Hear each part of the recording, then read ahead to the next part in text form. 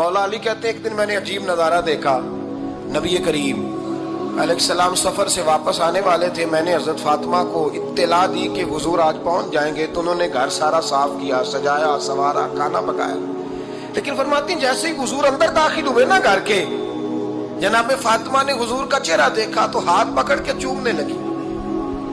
اور کہتے ہیں جب انہوں نے سر اٹھایا تو ان کا چہرہ سارا آنسوؤں سے بھرا ہوا تھا۔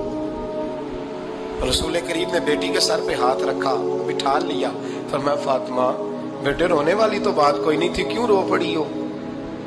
تو عرض کرنے لگی محبوبہ میں بچپن سے دیکھ رہی ہوں، محنت کرتے، جد و جہد کرتے،